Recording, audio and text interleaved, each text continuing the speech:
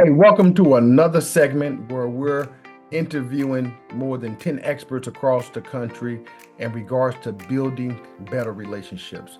And I'm honored today because I have an amazing guest who's going to be speaking with you in regards to how he been able to manage different relationships and able to still continue to bridge different gaps.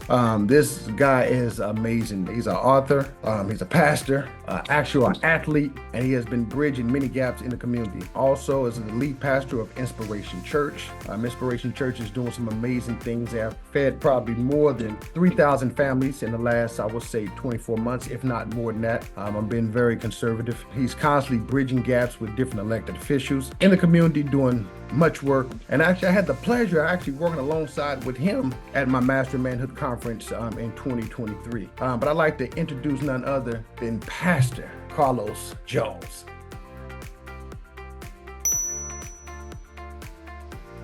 If I had to give a young person 2 tips: listen and be slow to respond.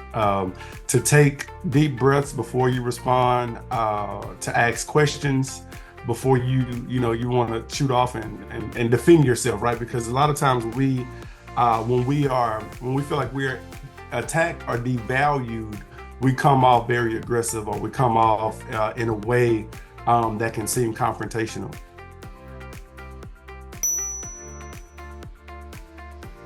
It's mandatory that you go into your spouse's or the significant person that you're dating into their life. So whether they grew up in the project, whether they grew up in the penthouse, wherever they were and wherever they grew up, wherever they were formed, to go into those spaces and allow them to be able to walk you through their life. It'll tell you so much about why they respond to trauma a certain way. It will tell you why they're excited or not excited, why they demonstrate the way that they demonstrate. Because without understanding how they were formed, the environments that formed them, it's going to be very difficult to be able to relate when a person is speaking to somebody and they don't understand the language. I think that experience is its own language, right?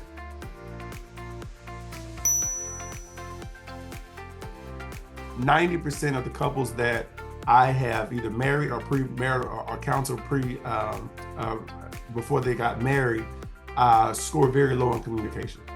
And it's interesting that communication is something that we do every day, but who teaches us how to really effectively communicate? And so it gives us tools on how to resolve conflict, right? Mostly in every relationship that I've married or people that I've married, there's always a person that's more of an aggressor and there's always a person that's passive. And I think God did that for a reason, because in the middle is assertiveness. And so getting to that place of being assertive is a challenge for both, right? Because you're doing something that you have not necessarily had to do your whole life, but now in order to make this 2-1, it's if you don't do it, you will remain 2, and you'll never be able to come together as one.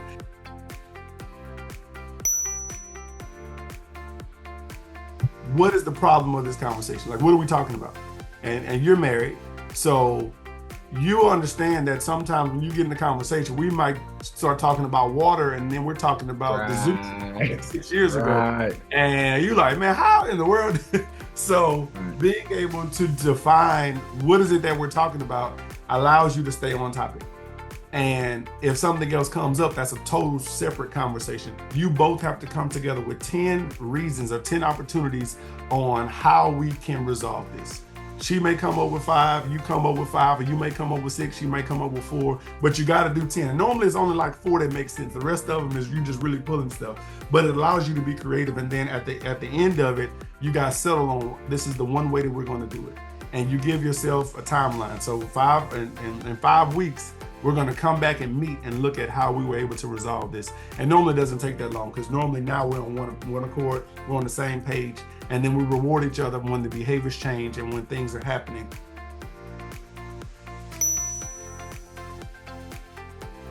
Why do you exist is the reason that is the question that you have to ask first.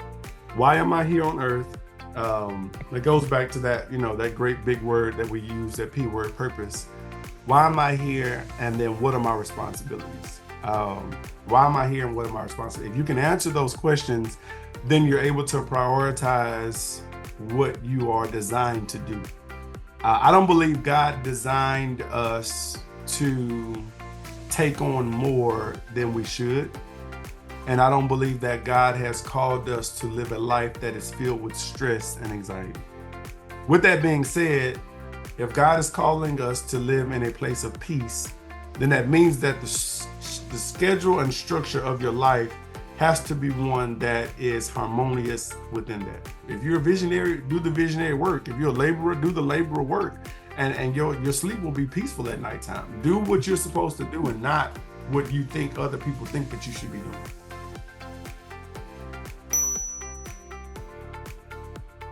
Pay attention before you owe attention. If you pay attention early on, you won't have to owe attention later.